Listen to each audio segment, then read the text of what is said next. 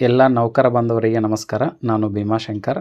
ತಮ್ಮೆಲ್ಲರಿಗೂ ಗೊತ್ತಿರುವ ಹಾಗೆ ಕರ್ನಾಟಕ ಸರ್ಕಾರ ಇತ್ತೀಚೆಗೆ ಕರ್ನಾಟಕ ಸರ್ಕಾರಿ ನೌಕರರಿಗಾಗಿ ಒಂದು ಯೋಜನೆಯನ್ನು ಜಾರಿಗೆ ತಂದಿದೆ. ಅದು ಕರ್ನಾಟಕ ಆರೋಗ್ಯ ಸಂಜೀವಿನಿ ಯೋಜನೆ.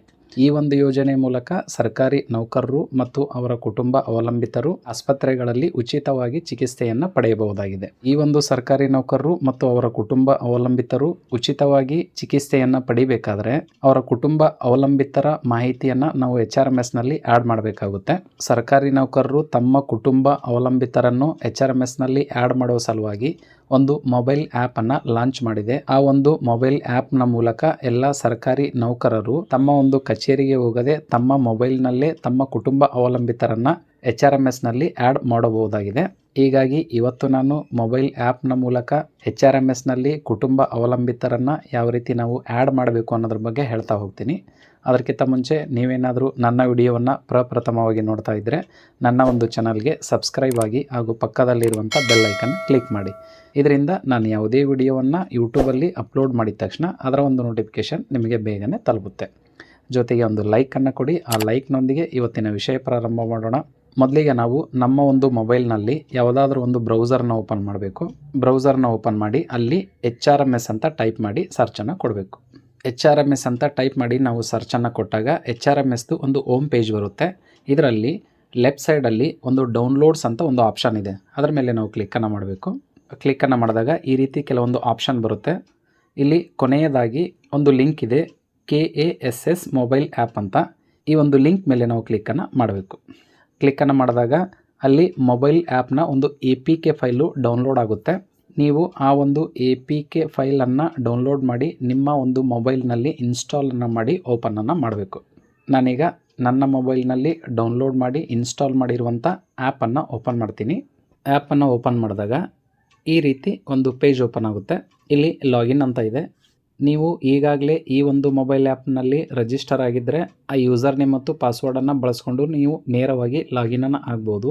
ಒಂದು ವೇಳೆ ನೀವು ಈ ಒಂದು ಆ್ಯಪ್ನಲ್ಲಿ ಇನ್ನೂ ಕೂಡ ರಿಜಿಸ್ಟರ್ ಆಗಿಲ್ಲ ಅಂದರೆ ಕೆಳಗಡೆ ಇಲ್ಲಿ ನ್ಯೂ ಯೂಸರ್ ಅಂತ ಇದೆ. ಇದ್ರ ಮೇಲೆ ನಾವು ಕ್ಲಿಕ್ಕನ್ನು ಮಾಡಬೇಕು. ಕ್ಲಿಕ್ಕನ್ನು ಮಾಡಿದಾಗ ಇಲ್ಲಿ KJD ನಂಬರ್ ಇದೆ. ನಿಮ್ಮ ಒಂದು KJD ನಂಬರನ್ನು ಎಂಟ್ರಿ ಮಾಡಬೇಕು. KJD ನಂಬರ್ ಎಂಟ್ರಿ ಮಾಡಿದ ತಕ್ಷಣ ಕೆಳಗಡೆ ಇಲ್ಲಿ ಆಟೋಮೆಟಿಕ್ಕಾಗಿ ಮೊಬೈಲ್ ನಂಬರು ಫೆಚ್ ಆಗುತ್ತೆ. ನಿಮ್ಮ HRMSನಲ್ಲಿ ಯಾವೊಂದು ಮೊಬೈಲ್ ನಂಬರನ್ನು ನೀವು ಆ್ಯಡ್ ಮಾಡಿರ್ತೀರಿ ಅದೇ ಒಂದು ಮೊಬೈಲ್ ನಂಬರ್ ಇಲ್ಲಿ ಫೆಚ್ ಆಗುತ್ತೆ.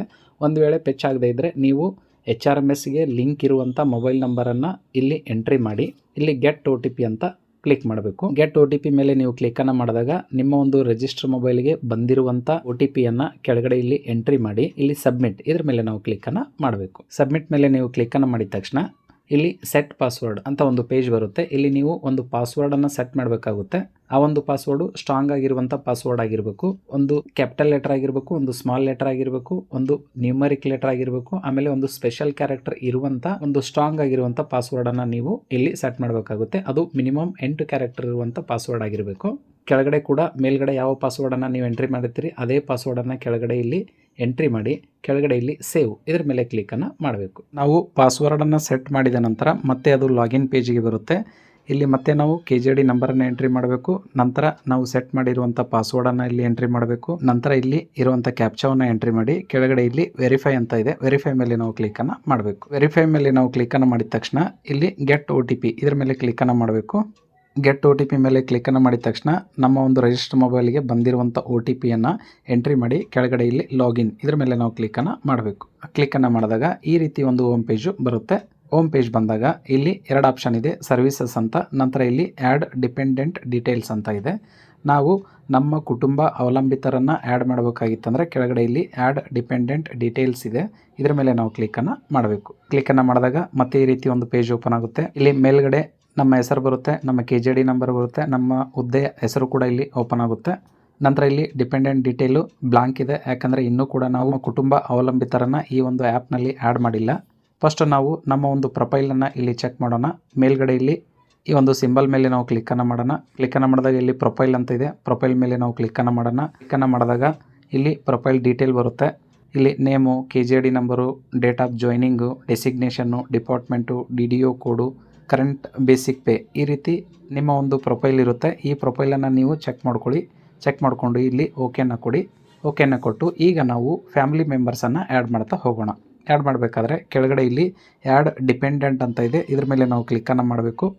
ಕ್ಲಿಕ್ಕನ್ನು ಮಾಡಿದಾಗ ಈ ರೀತಿ ಪರ್ಸ್ನಲ್ ಡೀಟೇಲ್ ಇರುವಂಥ ಒಂದು ಪೇಜ್ ಬರುತ್ತೆ. ಇಲ್ಲಿ ನೀವು ನಿಮ್ಮ ಫ್ಯಾಮಿಲಿ ಮೆಂಬರಲ್ಲಿ ಯಾರನ್ನು ಆ್ಯಡ್ ಮಾಡಬೇಕು ಅಂದ್ಕೊಂಡಿದ್ರು ಅವರ ಒಂದು ಆಧಾರ್ ಕಾರ್ಡನ್ನು ನೀವು ತೆಗೆದುಕೊಂಡು ಇಲ್ಲಿ ನೇಮ್ ಅಂತ ಇದೆ ಆ್ಯಸ್ ಇನ್ ಆಧಾರ್ನಲ್ಲಿ ಯಾವ ರೀತಿ ಹೆಸರಿದೆ ಅದೇ ರೀತಿ ನೀವು ಹೆಸರನ್ನು ಇಲ್ಲಿ ಟೈಪ್ ಮಾಡಬೇಕಾಗುತ್ತೆ. ನಂತರ ಕೆಳಗಡೆ ಇಲ್ಲಿ ರಿಲೇಷನ್ಶಿಪ್ ಇದೆ, ನಿಮಗೆ ಅವರು ಫಾದರು, ಮದರು, ಸ್ಪೌಸ್, ಡಾಟರ್, ಸನ್ ಯಾವ ಒಂದು ರಿಲೇಷನ್ ಇದೆ ಆ ಒಂದು ರಿಲೇಷನನ್ನು ನೀವು ಇಲ್ಲಿ ಚೂಸ್ ಮಾಡಬೇಕು. ನಂತರ ಕೆಳಗಡೆ ಇಲ್ಲಿ ಜೆಂಡರ್ನ ಚೂಸ್ ಮಾಡಬೇಕು. ನಂತರ ಅದರ ಕೆಳಗಡೆ ಇಲ್ಲಿ ಡೇಟ್ ಆಫ್ ಬರ್ತ್ ಅಂತ ಇದೆ, ಆಧಾರ್ ಕಾರ್ಡ್ನಲ್ಲಿ ಯಾವ ರೀತಿ ಡೇಟ್ ಆಫ್ ಬರ್ತ್ ಇದೆ ಅದೇ ಒಂದು ಡೇಟ್ ಆಫ್ ಬರ್ತನ್ನು ನೀವು ಇಲ್ಲಿ ಎಂಟ್ರಿ ಮಾಡಬೇಕಾಗುತ್ತೆ. ನಂತರ ಇಲ್ಲಿ ಸ್ಟೇಟಸ್ ಇದೆ, ಸ್ಟೇಟಸ್ ಅವರು ವರ್ಕಿಂಗು, ನಾನ್ ವರ್ಕಿಂಗು ಅಥವಾ ಪೆನ್ಷನಿಯರು, ಇಲ್ಲಿ ಯಾವುದಿರುತ್ತೆ ಅದನ್ನು ನೀವು ಎಂಟ್ರಿ ಮಾಡಬೇಕು. ಕೆಳಗಡೆ ಇಲ್ಲಿ ಮ್ಯಾರಿಟಲ್ ಸ್ಟೇಟಸ್ ಇದೆ, ಇಲ್ಲಿ ಆಟೋಮೆಟಿಕ್ ಆಗಿ ಮ್ಯಾರಿಡ್ ಅಂತ ಬಂದಿದೆ, ಯಾಕಂದರೆ ಮೇಲ್ಗಡೆ ಇಲ್ಲಿ ರಿಲೇಷನ್ಶಿಪ್ಪಲ್ಲಿ ನಾನು ಸ್ಪೌಸ್ ಅಂತ ತೆಗೆದುಕೊಂಡಿದ್ದೀನಿ, ಹೀಗಾಗಿ ಇಲ್ಲಿ ಮ್ಯಾರಿಡ್ ಅಂತ ಬಂದಿದೆ. ಇಲ್ಲಿ ಒಂದು ವೇಳೆ ನಾನು ಸನ್ ಅಂತ ತೆಗೆದುಕೊಳ್ತೀನಿ, ಸನ್ ಅಂತ ತೆಗೆದುಕೊಂಡಾಗ ಇಲ್ಲಿ ಆಟೋಮೆಟಿಕ್ ಆಗಿ ಬರಲ್ಲ, ಇಲ್ಲಿ ನಾವು ಚೂಸ್ ಮಾಡಬೇಕಾಗುತ್ತೆ. ಅನ್ಮ್ಯಾರಿಡು, ಮ್ಯಾರಿಡು, ವಿಡೋವು, ಡೈವರ್ಸ್ ಅಂತ ಯಾವುದಿರುತ್ತೋ ಅದನ್ನು ನೀವು ಚೂಸ್ ಮಾಡಬೇಕಾಗುತ್ತೆ. ನಂತರ ಕೆಳಗಡೆ ಇಲ್ಲಿ ಅಡ್ರೆಸ್ ಲೈನ್ 1 ಇದೆ, ಅಡ್ರೆಸ್ ಲೈನ್ 1ನಲ್ಲಿ ಪ್ಲಾಟ್ ನಂಬರು, ಹೌಸ್ ನಂಬರು ಅಥವಾ ಬಿಲ್ಡಿಂಗ್ ನಂಬರನ್ನು ಎಂಟ್ರಿ ಮಾಡಬೇಕು. ನಂತರ ಅಡ್ರೆಸ್ ಲೈನ್ 2 ಇದೆ, ಇದರಲ್ಲಿ ಏರಿಯಾ ಮತ್ತು ಸ್ಟ್ರೀಟ್ ನೇಮನ್ನು ಎಂಟ್ರಿ ಮಾಡಬೇಕು. ನಂತರ ಅದರ ಕೆಳಗಡೆ ಇಲ್ಲಿ ಡಿಸ್ಟಿಕ್ ಇದೆ, ನಿಮ್ಮ ಡಿಸ್ಟಿಕನ್ನು ಸೆಲೆಕ್ಷನ್ ಮಾಡಿ. ಮೇಲ್ಗಡೆ ನಾವು ಡಿಸ್ಟಿಕನ್ನು ಚೂಸ್ ಮಾಡಿದಾಗ ತಾಲೂಕಿಲ್ಲಿ ಆಪ್ಷನ್ ಓಪನ್ ಆಗುತ್ತೆ, ತಾಲೂಕನ್ನು ನೀವು ಇಲ್ಲಿ ಚೂಸ್ ಮಾಡಬೇಕಾಗುತ್ತೆ. ನಂತರ ಕೆಳಗಡೆ ಇಲ್ಲಿ ಸ್ಟೇಟ್ ಆಟೋಮೆಟಿಕ್ ಆಗಿ ಬಂದಿದೆ. ನಂತರ ಇಲ್ಲಿ ಕೆಳಗಡೆ ಪಿನ್ ಕೋಡನ್ನು ಎಂಟ್ರಿ ಮಾಡಿ, ಕೆಳಗಡೆ ಇಲ್ಲಿ ಮೊಬೈಲ್ ನಂಬರನ್ನು ಎಂಟ್ರಿ ಮಾಡಿ. ನಂತರ ಇಲ್ಲಿ ಇಮೇಲ್ ID ಅಂತ ಇದೆ, ಇಮೇಲ್ IDಯನ್ನು ಎಂಟ್ರಿ ಮಾಡಿ. ನಂತರ ಅದರ ಕೆಳಗಡೆ ಇಲ್ಲಿ weather dependent is physically mentally challenged ಅಂತ ಇದೆ, ಇಲ್ಲಿ ಎಸ್ ಇದ್ದರೆ ಎಸ್ ಅಂತ ಕೊಡಿ, ಇಲ್ಲ ಅಂದರೆ ನೋ ಅಂತ ಕೊಡಿ. ನೋ ಅಂತ ಕೊಟ್ಟು ಕೆಳಗಡೆ ಇಲ್ಲಿ ಫೋಟೋವನ್ನು ಚೂಸ್ ಮಾಡಬೇಕು. ಫೋಟೋ ಅಂತ ಇದೆ, ಇದ್ರ ಮೇಲೆ ನಾವು ಕ್ಲಿಕ್ಕನ್ನು ಮಾಡಬೇಕು. ಕ್ಲಿಕ್ಕನ್ನು ಮಾಡಿದಾಗ ಇಲ್ಲಿ ಕ್ಯಾಪ್ಚರ್ ಫೋಟೋ ಅಂತ ಇದೆ, ನೀವು ನೇರವಾಗಿ ಫೋಟೋವನ್ನು ಕ್ಯಾಪ್ಚರ್ ಮಾಡಿ ಅಪ್ಲೋಡನ್ನು ಮಾಡ್ಬೋದು, ಅಥವಾ ನಿಮ್ಮ ಫೋನ್ ಗ್ಯಾಲರಿಯಲ್ಲಿ ಇರುವಂಥ ಫೋಟೋವನ್ನು ಚೂಸ್ ಮಾಡಿ ನೀವು ಇಲ್ಲಿ ಅಪ್ಲೋಡನ್ನು ಮಾಡ್ಬೋದು. ನಾನಿಲ್ಲಿ ಯೂಸ್ ಗ್ಯಾಲರಿ ಇದನ್ನು ಯೂಸ್ ಮಾಡ್ಕೊಂಡು ಫೋಟೋವನ್ನು ಅಪ್ಲೋಡ್ ಮಾಡ್ತೀನಿ. ನಾವಿಲ್ಲಿ ಫೋಟೋ ಮೇಲೆ ಕ್ಲಿಕ್ಕನ್ನು ಮಾಡಿದ ತಕ್ಷಣ ಕೆಲವೊಂದು ಅಲೋವನ್ನು ಕೊಡಬೇಕಾಗುತ್ತೆ, ಕೊಟ್ಟು ನೀವು ಆಲ್ಬಮ್ನಲ್ಲಿರುವಂಥ ಫೋಟೋವನ್ನು ಚೂಸ್ ಮಾಡಿ ಇಲ್ಲಿ ಅಪ್ಲೋಡನ್ನು ಮಾಡ್ಬೋದು. ಫೋಟೋವನ್ನು ಚೂಸ್ ಮಾಡಿದ ತಕ್ಷಣ ಕೆಳಗಡೆ ಇಲ್ಲಿ ಪ್ರಿವ್ಯೂ ಅಂತ ಬರುತ್ತೆ, ಪ್ರಿವ್ಯೂ ಮೇಲೆ ನೀವು ಕ್ಲಿಕ್ಕನ್ನು ಮಾಡಿದ ತಕ್ಷಣ ನೀವು ಚೂಸ್ ಮಾಡಿರುವಂಥ ಫೋಟೋ ಇಲ್ಲಿ ಡಿಸ್ಪ್ಲೇ ಆಗುತ್ತೆ. ನಂತರ ಇಲ್ಲಿ ಡನ್ ಇದ್ರ ಮೇಲೆ ಕ್ಲಿಕ್ಕನ್ನು ಮಾಡಿ ಫೋಟೋವನ್ನು ನೀವು ಆ್ಯಡ್ ಮಾಡಿದ ನಂತರ ಕೆಳಗಡೆ ಇಲ್ಲಿ ಆ್ಯಡ್ ಅಂತ ಆಪ್ಷನ್ ಇದೆ, ಇದ್ರ ಮೇಲೆ ನಾವು ಕ್ಲಿಕ್ಕನ್ನು ಮಾಡಬೇಕು. ಕ್ಲಿಕ್ಕನ್ನು ಮಾಡಿದಾಗ are you sure to add this dependent ಅಂತ ಇದೆ, ಇಲ್ಲಿ ಎಸ್ ಇದ್ರ ಮೇಲೆ ನಾವು ಕ್ಲಿಕ್ಕನ್ನು ಮಾಡಬೇಕು. ಕ್ಲಿಕ್ಕನ್ನು ಮಾಡಿದಾಗ ನೀವು ಆ್ಯಡ್ ಮಾಡಿರುವಂಥ ಮೆಂಬರು ಸಕ್ಸಸ್ಫುಲ್ ಆಗಿ ಆ್ಯಡ್ ಆಗುತ್ತೆ. ಇಲ್ಲಿ ಮೇಲ್ಗಡೆ ನೋಡ್ಬೋದು ನೀವು, ನಾನು ಆ್ಯಡ್ ಮಾಡಿರುವಂಥ ಮೆಂಬರ್ ಇಲ್ಲಿ ಡಿಸ್ಪ್ಲೇ ಆಗ್ತಾ ಇದೆ. ಅದರ ಮುಂದ್ಗಡೆ ಇಲ್ಲಿ ಆ್ಯಕ್ಷನ್ ಕೆಳಗಡೆ ವ್ಯೂ ಅಂತ ಇದೆ, ಎಡಿಟ್ ಅಂತ ಇದೆ ಮತ್ತು ಡಿಲೀಟ್ ಅಂತ ಇದೆ. ನಾವಿಲ್ಲಿ ವ್ಯೂವನ್ನು ಮಾಡೋಣ, ಯಾವ್ಯಾವ ಮಾಹಿತಿಯನ್ನು ಫಿಲಪ್ ಮಾಡಿದ್ದೀವಿ ಅದೆಲ್ಲ ಮಾಹಿತಿ ಕೂಡ ಇಲ್ಲಿ ಡಿಸ್ಪ್ಲೇ ಆಗುತ್ತೆ. ಇಲ್ಲಿ ನೀವು ಏನಾದರೂ ಮಾಹಿತಿ ತಪ್ಪಾಗಿ ಫಿಲಪ್ ಮಾಡಿದರೆ ಮತ್ತೆ ನೀವು ಇಲ್ಲಿ ಎಡಿಟ್ ಅಂತ ಇದೆ, ಎಡಿಟನ್ನು ಮಾಡ್ಬೋದು ಅಥವಾ ಡಿಲೀಟು ಕೂಡ ಮಾಡ್ಬೋದು. ನಾನು ಈಗ ಕೇವಲ ಒಂದು ಮೆಂಬರನ್ನು ಈ ಒಂದು ಆ್ಯಪ್ನಲ್ಲಿ ಆ್ಯಡನ್ನು ಮಾಡಿದ್ದೀನಿ. ಇದೇ ರೀತಿಯಾಗಿ ನೀವು ನಿಮ್ಮ ಕುಟುಂಬದ ಅವಲಂಬಿತರನ್ನು ಈ ಒಂದು ಮೊಬೈಲ್ ಆ್ಯಪ್ನಲ್ಲಿ ಎಷ್ಟು ಜನ ಇದ್ದಾರೋ ಅಷ್ಟು ಜನರನ್ನು ನೀವು ಆ್ಯಡ್ ಮಾಡ್ತಾ ಹೋಗಬೇಕಾಗುತ್ತೆ. ಮತ್ತೆ ಒಂದು ಮೆಂಬರ್ನ ನೀವು ಆ್ಯಡ್ ಮಾಡಬೇಕಾದ್ರೆ ಕೆಳಗಡೆ ಇಲ್ಲಿ ಆ್ಯಡ್ ಡಿಪೆಂಡೆಂಟ್ ಅಂತ ಇದೆ, ಇದರ ಮೇಲೆ ನೀವು ಕ್ಲಿಕ್ಕನ್ನು ಮಾಡಿ ಮತ್ತೆ ನೀವು ಮೆಂಬರನ್ನು ಆ್ಯಡ್ ಮಾಡ್ಬೋದು.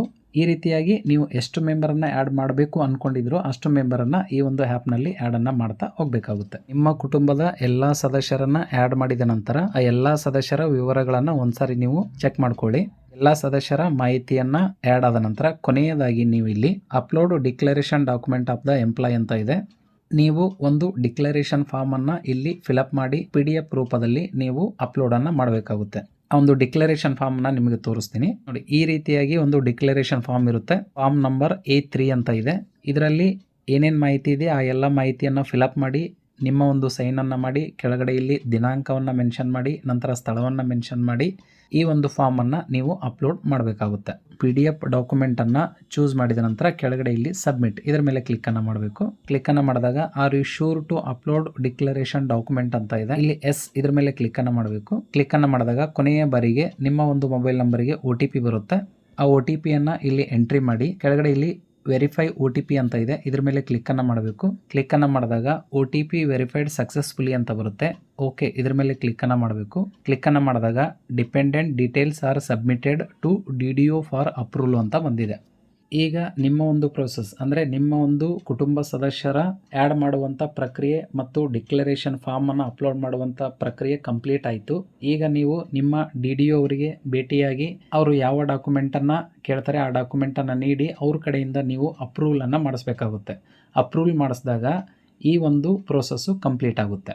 ಈ ರೀತಿಯಾಗಿ ನೀವು ಭಾಳ ಸುಲಭವಾಗಿ ನಿಮ್ಮ ಒಂದು ಕಚೇರಿಗೆ ಹೋಗದೆ ನಿಮ್ಮ ಒಂದು ಮೊಬೈಲ್ನಲ್ಲೇ ನಿಮ್ಮ ಕುಟುಂಬ ಸದಸ್ಯರ ಮಾಹಿತಿಯನ್ನು ಕುಟುಂಬ ಸದಸ್ಯರನ್ನು HRMSನಲ್ಲಿ ಆ್ಯಡ್ ಮಾಡ್ಬೋದು. ಆ್ಯಡ್ ಮಾಡಿ ಕರ್ನಾಟಕ ಆರೋಗ್ಯ ಸಂಜೀವಿನಿ ಯೋಜನೆಯ ಲಾಭಗಳನ್ನು ನೀವು ಪಡ್ಕೋಬೋದು. ಈ ಒಂದು ವಿಡಿಯೋ ತಮ್ಮೆಲ್ಲರಿಗೂ ಅನುಕೂಲ ಆಯಿತು ಅಂತ ಭಾವಿಸ್ತಾ ಇದ್ದೀನಿ. ಅನುಕೂಲ ಆಗಿದ್ರೆ ನನ್ನ ವಿಡಿಯೋವನ್ನು ಲೈಕ್ ಮಾಡಿ, ಶೇರ್ ಮಾಡಿ.